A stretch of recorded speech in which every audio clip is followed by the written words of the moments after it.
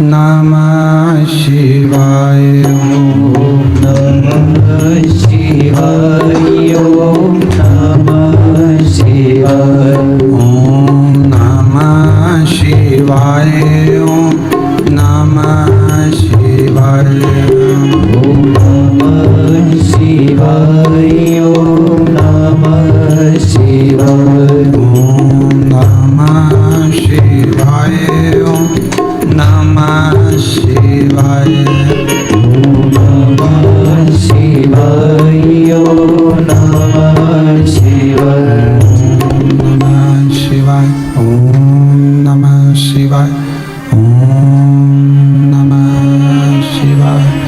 ओम नमः शिवाय। ओम नमः शिवाय। नमः शिवाय। ओम नमः शिवाय। भोला नमः शिवाय। गौरा नमः शिवाय। भोला नमः शिवाय। गौरा नमः शिवाय। भोला नमः शिवाय। गौरा नमः शिवाय। भोला नमः शिवाय। गौरा नमः शिवाय। ओम नमः शिवाय। ओम नमः शिवाय। ओम नमः शिवाय। ओम नमः शिवाय। ओम नमः शिवाय। ओम नमः शिवाय। ओम नमः शिवाय। ओम नमः शिवाय। नमः शिवाय। ओम नमः शिवाय। ओम नमः शिवाय। विश्वनाथ भगवान की जय। हर हर महादेव। हर हर महादेव। हर हर महादेव।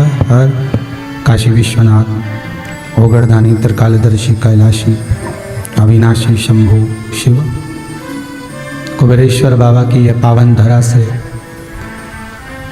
निरंतर शिव महापुराण की कथा का आनंद श्रवण करती है भगवतमय जीवात्मा देश विदेश में विराजमान होकर टीवी चैनल के माध्यम से भगवान शंकर की पावन कथा का लाभ ग्रहण करती ये भगवतमय शिवमय जीवात्मा फेसबुक यूट्यूब के माध्यम से भगवान शंकर भूत भावन की कथा को अपने जीवन में उतारते सभी श्रोता भाई बहन कथा के मुख्य यजमान श्री प्रवीण जी पाराशर जी, श्रीमती हेमलता जी पाराशर, फरीदाबाद हरियाणा से आप कथा के मुख्य यजमान का पद ग्रहण करने यहाँ पधारे। बहुत बहुत साधुवाद। भगवान ओगरदानी त्रिकालदर्शी कैलाशी अविनाशी शंकर जिस कामना से आपने शिव कथा कराई सुनी, बाबा सभी कामनाएं आपकी पूर्ण करे और बाबा के श्री चरणों में आपका चित्त सदा रमा रहे, लगा रहे। भगवान भूत भावन भूतेश्वर की ये कथा जो भक्ति के एक आनंद को हमारे सम्मुख में प्रकट करती है।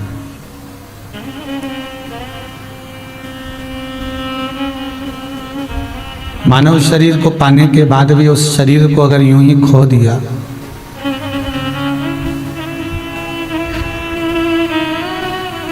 तो फिर तो जीवन बेकार ही है, उसका कोई सार्थत्व, उसका कोई मोल नहीं है।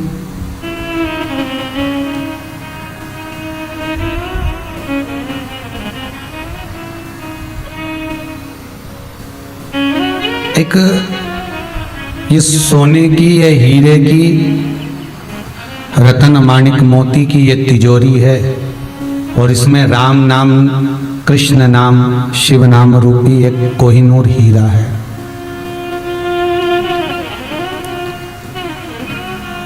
इस हीरे की तिजोरी की जितनी कीमत नहीं है जितनी उस कोहिनूर हीरे की कीमत है।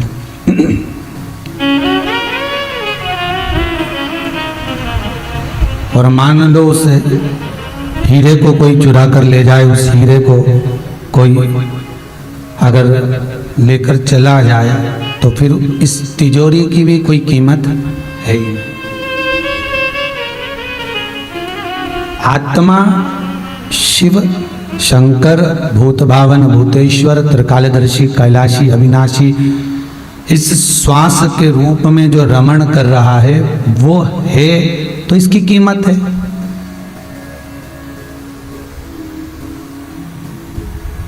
और मान लो अगर वो है ही नहीं शरीर के भीतर, तो फिर उसकी कीमत की मूलता कहाँ है, उसकी कीमत की महत्वता कहाँ है?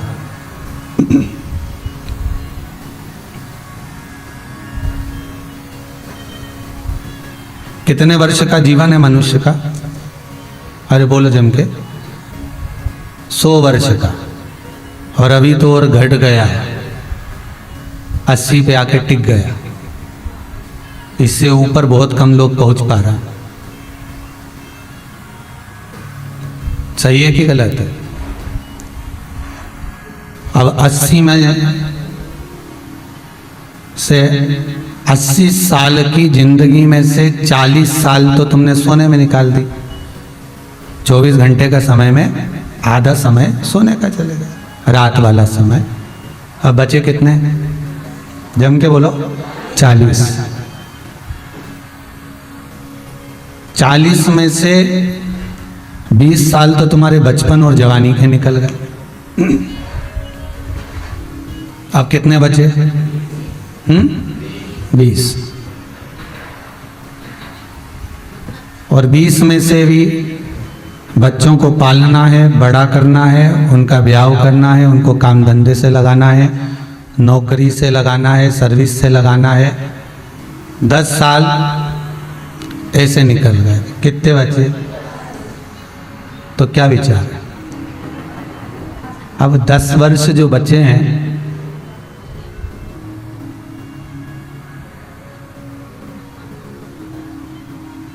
और वो भी अपन रो रो के निकाल दें अपने जीवन को, या दुख मनाकर निकाल दें, तो फिर जीवन तो यहीं चलेगा यार।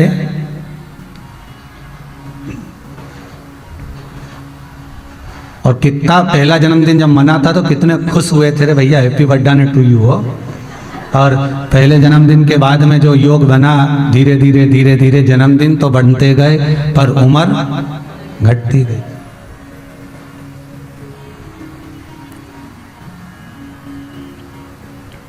और जब जन्मदिन मनते मनते मनते मनते एक समय आ गया, तब लगने लगा कि अब जन्मदिन की कोई ज़रूरत ही नहीं है। देखा जाए तो उम्र रिटर्न थोड़ा सा बढ़े, उम्र घट रही है, बढ़ कुछ नहीं रहा। मौत के करीब आकर खड़े हो गए, बिल्कुल पास में। और उसके बाद भी अकड़ इतनी, राम बहु जरा सा के दे फिर डुकरिया देखो। अकड़ देखिए, उसके बाद में भी अभी भी मौका देखिए, समय नहीं है बिल्कुल, पता ही नहीं कब निकल जाए। और सास तो सास, बहू कब चली जाए, जीवन का क्या ठिकाना रे भाई।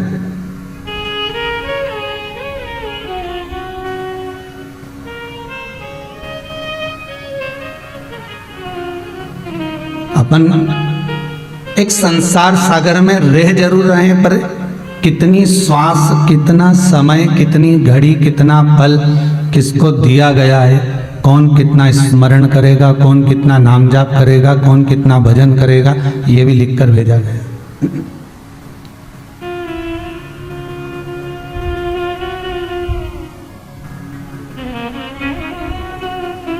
कोई अधिक धनवान होकर भी भजन से जुड़ा हुआ है, और कोई गरीब होकर भी ये सोचता है कि मैं भजन नहीं करूंगा, स्मरण नहीं करूंगा।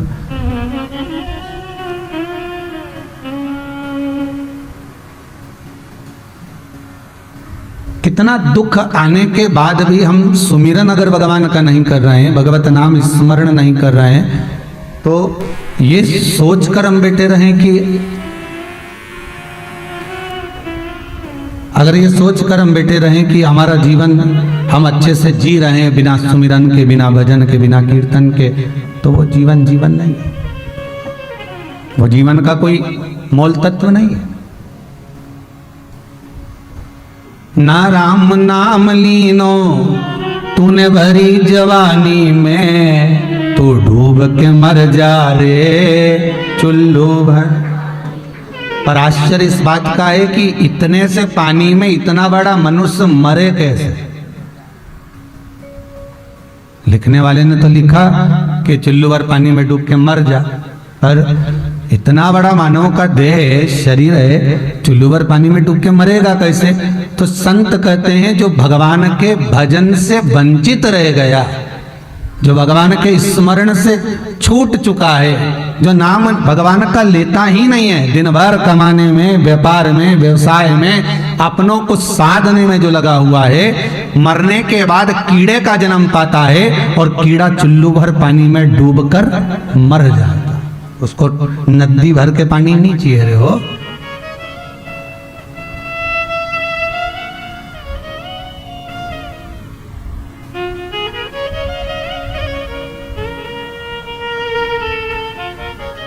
हमारा किया गया धर्म, हमारा किया गया सत्कर्म, हमारा किया गया दान, हमारा किया गया मंत्र जाप, हमारा किया गया नाम स्मरण, जो हमारे साथ में जाने वाला है, पूंजी तुम्हारे साथ में नहीं जाएगी हो। अलमारी में जितनी साड़ियां तुमने रख रखी है प्रेस कर करके, फाल और पीको लगवा के,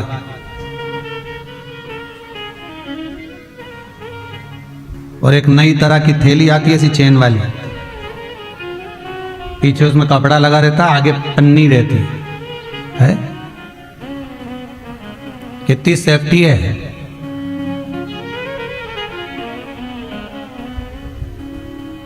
और वो पन्नी में धरी की धरी रह गई तो विचार करो।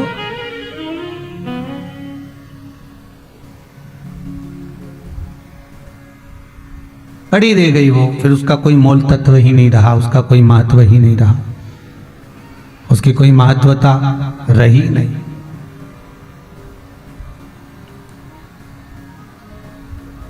कितना सुंदर मोबाइल, और मोबाइल पे भी चढ़ा रखा है कवर। स्क्रीन गार्ड टूटना नहीं चाहिए, ऊपर का जो कांच है, कवर है, वो बेकार नहीं होना चाहिए, और जरा सा गिर जाए तो जान चली जाए, जरा सा। मेरे को एक बात समझ में नहीं आती, वो 50,000 का मोबाइल की तुम इतनी सेफ्टी करते हो, इतना संभाल के रखते हो, तो ये शरीर भी तो करोड़ों का है रे, और इसमें जो आत्मा बस रही है वो अरबों की है। उसकी सेफ्टी कब करोगे?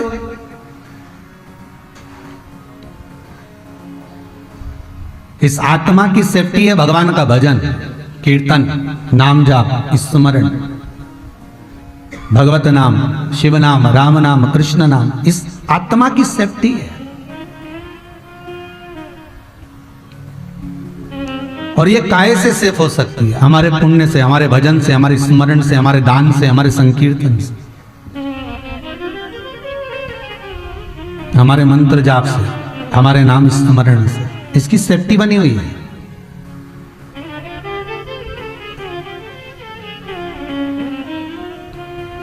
एक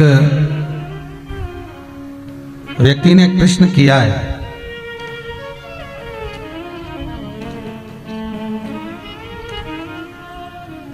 इन पर्चों में तो नहीं है, बहुत सारे पन्ने हैं, कभी भजन आएगा ना बीच में तो पढ़ लेंगे हो, इसलिए पढ़ा पढ़ा इधर रख दिया, बाहर से आए लेटर इधर रख दिया, इतना बचा है। ये भी बड़ी आफत है, पैदा हुए उस दिन से पढ़ रहा, आज तक पढ़ना पड़ रहा है। अब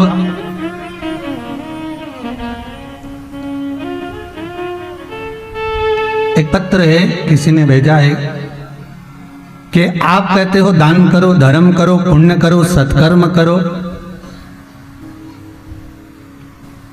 तो ये कैसे मालूम पड़ेगा कि हमने जो दान करा, हमने जो पुण्य करा, हमने जो भजन करा, हमने जो कीर्तन करा, हमने जो नाम जाप करा, वो हमारे सामने आया या हमको प्राप्त हुआ? इसको पता कैसे कर सकते हैं? तो मार के देख लो।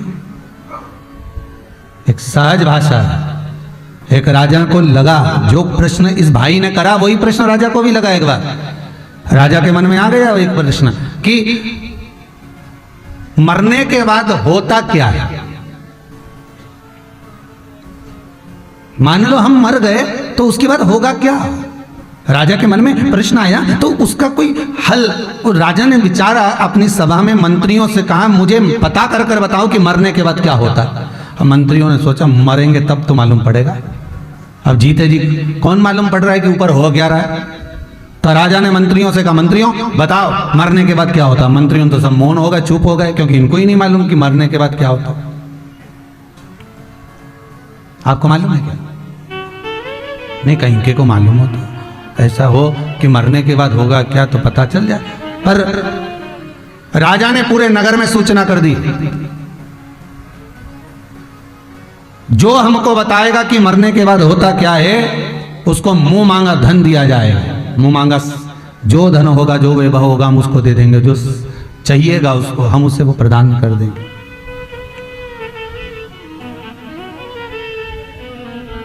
अब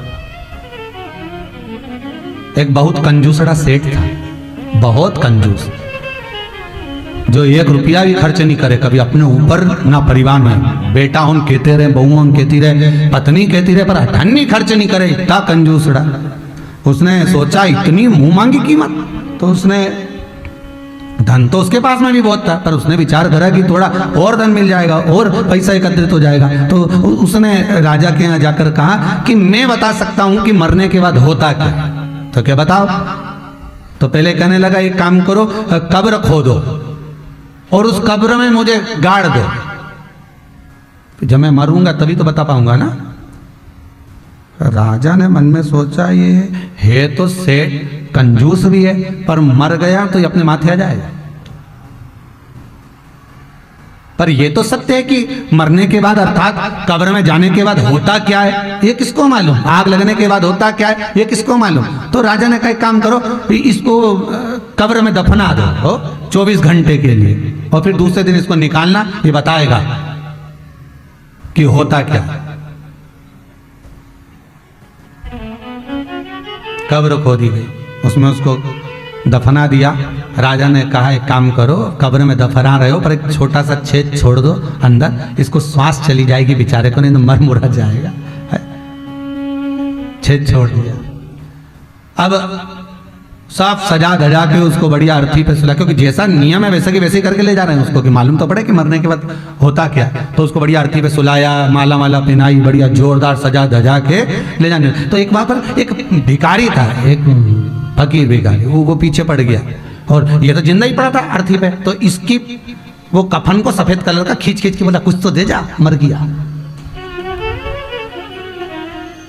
फिर कफन खींचे, अब वो कफन उगाड़े जाए और बनिया पकड़ के बैठा, अरे कुछ तो दे, मर गया, दे के नहीं जा रही है, चल दे मेरे को कुछ भी, दान दे, कुछ भी दे। अब वो कफन पकड़ा कि कफन ही नहीं ले जाए, बताओ 50 रुपए का है, और ये ले गया तो दूसरा कहां से लाऊंगा, कफन पकड़ा है। और उसने छोड़ा नहीं, आखिरी वो शमशान तक पहुंच गया, नहीं छोड़ी। और माँ इसको जैसे ही नीचे रखा और सब खबर खोदने में लगे, मैं बैठ गया, दे दिया कि नहीं दे दिया, दे मेरे को, दान दे, कुछ भी दे। उसका कपड़ा खींच के ले जाने लगा वो कफन का, तो इस तरह से कफन पकड़ा, ले दे दिया। और वहीं पे बादाम छिली हुई के छिलके पड़े हुए थे, वो उठा के दे दिया, ले जा, और वो चला गया। इसको उठाया, कब्र में गाड़ा, मिट्टी डाली, छेद छोड़ दिया, छोड़कर सब चले गए। कल मालूम पड़ेगा 24 घंटे बाद हुआ क्या है।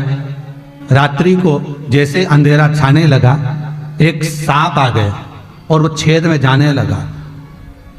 अंदर जो सो रिया था कंजूसड़ा बनिया सेठ, उसकी तो जान दुख दुख, अब तो मरा। राम तो क्या देख रहा है कि सांप अंदर जाने का प्रयास कर रहा है और जो बादाम के छिलके उसने पटके उस भिखारी को दान दिए थे वो बादाम के छिलके उस सांप के सामने आ रहे हैं। बादाम के छिलके और सांप में लड़ाई हो रही है, वो छिलकों को सरका रहा है और सांप अंदर जाने का प्रयास कर रहा है पर छिलके अंदर जाने नहीं देते। रात भर यही चलता रहा। सवेरे आए, मिट्टी हटाई, उसे निकाला, उससे पूछा गया बता क्या हुआ। सीधे घर गया, जितना रखा था सामान सब दान दिया। उसने कहा कुछ नहीं हुआ, मरने के बाद केवल एक काम हुआ, जो दान दिया था वो आड़े आ गया। जो धर्म करा, जो सत्कर्म करा, जो दान करा, वो मरने के समय से पहले जो मैंने करा था वो मेरे सामने खड़ा था। एक सांप से भी अगर मुझे बचा रहा था तो मेरा किया गया दान, मेरा किया गया धर्म, मेरा किया गया सत्कर्म, मेरा किया गया नाम स्मरण बचा रहा। ना परिवार वाले बचाने आएंगे, ना कुटुंब वाले आएंगे। जिनको जोड़ जोड़ कर तुम छोड़ कर जा रहे हो, सुंदर सा मकान बनाकर, फैक्ट्री बनाकर, दुकान बनाकर, जायदाद बनाकर, जिनको छोड़ कर जा रहे हो, सुंदर सुंदर कपड़े दिलाकर और सुंदर रकम आभूषण सब देकर जिनको तुम जाओगे वो काम नहीं आएंगे। जो तुमने दान करा, जो तुमने धर्म करा, जो तुमने भजन करा, जो तुमने कीर्तन करा, जो तुमने नाम जाप करा, जो तुमने शंकर का अनुमोदन करा, जो तुमने स्मरण करा, बस वो तुम्हारे सामने आकर खड़ा हो जाएगा और तुम्हें इस यम की कैद से छुड़ाकर उस परमात्मा के द्वार तक ले जाएगा। वो छुड़ा सकता है। कई लोग कहते हैं महाराज जी शिव पुराण क्या काम आएगी, सुन भी लेंगे तो आएगी। ये लिखा है, ये बाहर से जो पत्रों ना है।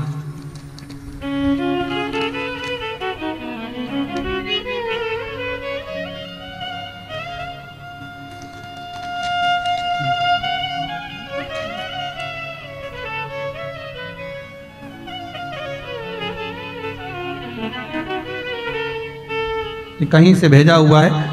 मैं उज्जैन की रहने वाली हूं, 2-3 महीने से कथा सुन रही हूं।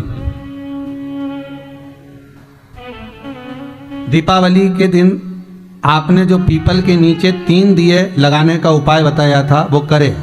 पहले बेटे का पैकेज 5 लाख का था, अब उसका बढ़कर 15 लाख हो गया। कैमरे वालों से निवेदन है, फोटो दिखा दियो, ले जाओ, रख लो, कभी काम आएगा तुम्हारे दिखाने। ये बाबा की कृपा है। दूसरा भी पढ़ लो।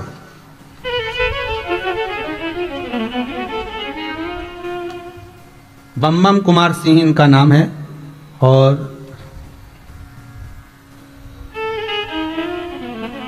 गुरुजी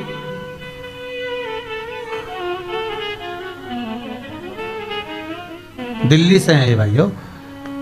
गुरुजी आज मैं बहुत खुश हूं कि जो मेरा आपने जो कथा कर रहे हैं उससे मैं मन से सुनकर जो चाहे पा सकता हूं। ये उसकी कामना देखिए कि शिव पुराण से उसको सुख का अनुभव कितना हो रहा है। महाराज मैं 15 वर्ष से पूजा पाठ सब कर रहा था। इसको एक बीमारी का इसने वर्णन लिखा था।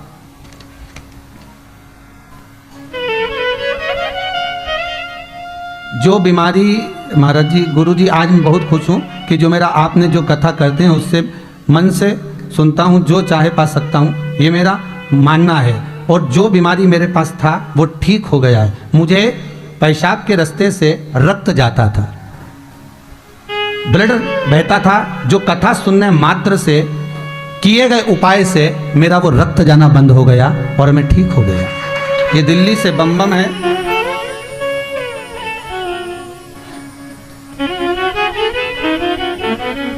रामदोली बिहार के रहने वाले हैं और दिल्ली में सर्विस करते हैं। हॉस्पिटल में इनकी जॉब है। महाराज ये वहां के रहने वाले। ये नित्य अगर आप कथा श्रवण कर रहे हैं तो ये विश्वास रखिए। ये यहाँ भी पर्चे हैं बहुत सारे जो अभी यहीं भेजे हैं। जो हमने सूरजने की पत्ती का उपाय करा उसका वर्णन इसमें लिखा हुआ है। दूसरा, महादेव कृपा आपसे द्वारा वाचन की जा रही है। शिव पुराण कथा को हम पिछले 8 महीने से श्रवण कर रहे हैं टीवी पर। पूरा परिवार कथा सुनने एवं आपके समय समय पर बताया जा रहा है। अन्य बीमारियों के उपायों को नोट कर उपयोग में लाया जा रहा है। महादेव की कृपा से हमारे रुके हुए सारे काम निरंतर बनते चले जा रहे हैं। ये महादेव की कृपा है। केवल कथा श्रवण कर लेना या कथा रसतत्व में डूब जाना, उस कथा का मनन चिंतन स्मरण भी हम करें। फिर मैं कहूंगा कि समस्या बड़ी है, बहुत समस्या है। संसार के लोगों को, एक एक व्यक्ति को समस्या है, पर ऐसी कोई समस्या नहीं जिसका कोई हल नहीं हो। हल भी है, बस उसका हल एक यही है कि हम स्नेह से भगवान की कथा को जो श्रवण कर रहे हैं, उस कथा को सुनकर हम अपने जीवन में अमल कर कर उसको उतारें और कोई उपाय अपनी जिंदगी में ऐसा कर ले जिससे सुख का भान हो जाए।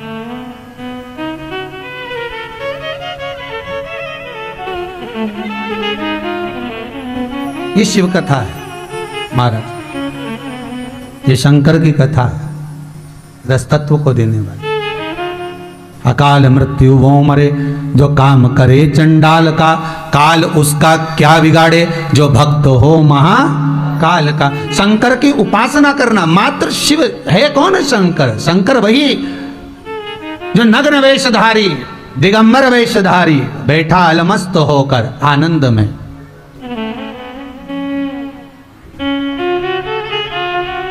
उसको हम जान नहीं पाए, और जब जानने का मौका मिला तब जान ही चली गई। और अंत में जब लोग लेकर गए तब चिल्ला चिल्ला के बोले राम नाम सत्य है। केवल शरीर अकेला पड़ा हुआ था, आत्मा निकल कर चली जाती है। और भगवान यही कहते हैं कि प्राण जाए उससे पहले मुझे पहचान ले, स्मरण कर ले।